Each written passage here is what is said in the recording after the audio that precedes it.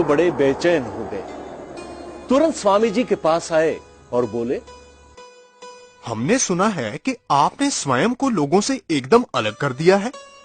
देखिए, आप में प्रवर बुद्धि है। आप लोगों को अपनी बात समझाने की क्षमता रखते हैं।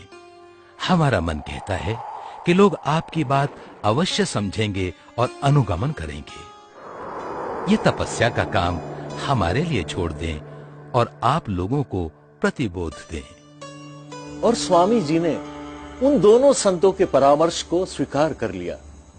आचार्य भिक्षु एकांतवास से फिर जन कल्याण की ओर मुड़े। श्रद्धा, धर्म का शुद्ध रूप, साधुओं के आचार और आगम बोध जैसे गहरे ज्ञान की बातों को वे राजस्थानी गीत रचनाओं के द्वारा लोगों को समझाने लगे। उनकी हाजिर जवाबी के सामने अच्छे अच्छे लोग चुप हो जाते थे। कथा और दृष्टांतों से मानो उनकी झोली भरी रहती थी। जो भी उनसे चर्चा करता पक्का तेरापंथी बन जाता था। कोई गहरी बात जो बुद्धि को उलझाए, वही बात दृष्टांत से अति सरल हो जाए। स्वामी जी का व्यक्तित्व कई विशेषताओं से भरा हुआ था। उनमें हाजिर जवाबी और तर्क शक्ति अपार थी। उनके प्रभावशाली व्यक्तित्व में गुड़ से गुड़ बात को भी एकदम सरल बना देने की क्षमता थी। तो चलिए अब हम कुछ ऐसी घटनाओं पर दृष्टि करते हैं कि जिनमें उनकी इस क्षमता की गहराई का पता चले। एक बार काफरला गांव में साधु गोचरी को गए। तब वहां एक जाटनी ने धोवन का प्रासूक पानी देने से मना कर दिया।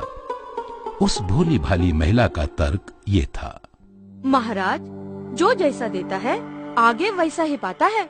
अगर मैं आपको धोवन का पानी दूंगी तो मुझे भी आगे वही मिलेगा और वो मुझसे बिल्कुल नहीं पिया जाएगा। अच्छा बहन, ये बताओ कि तुम अपनी गाय को क्या खिलाती हो? घास फूस महाराज। तो क्या गाय तुम्हें वापस घास फूस ही देती है? नहीं, वो तो दूध देती है। तो फिर तुम ये कैसे कह सकती हो कि जैसा देता है वैसा ही पाता है? स्वामी जी के सरल उदाहरण से जाटनी को बात समझ में आ गई और प्रासुक का पानी पिया। शोभ जी राज्य के कर्मचारी थे। विरोधियों ने षड्यंत्र रचकर उन्हें झूठे आरोप में फंसा दिया, जिसके कारण उन्हें जेल हुई। एक दिन शोभ जी जेल में भजन गा रहे थे, जिसमें वे स्वामी जी के दर्शन की अभिलाषा व्यक्त कर रहे थे। तभी स्वामी जी वहां पहुंचे और बोले, शोभा, मैं स्वयं दर्शन देने आया हूं। और जैसे ही शोभ जी ने स्वामी जी के दर्शन किए, उनकी बेड़ियां टूट कर गिर पड़ी। और इस आश्चर्यजनक घटना की चर्चा दूर दूर तक फैल गई।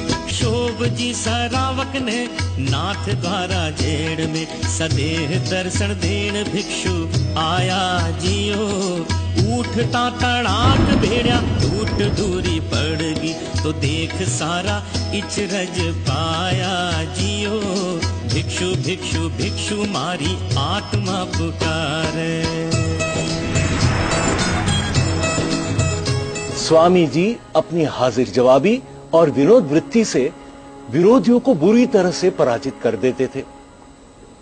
एक बार एक व्यक्ति ने अपने द्वेष और घृणा को उनके सामने यूं अभिव्यक्त किया, तुम अपने आप को साधु कहते हो, जबकि तुम्हारा मुंह देखने से मनुष्य को नरक मिलता है।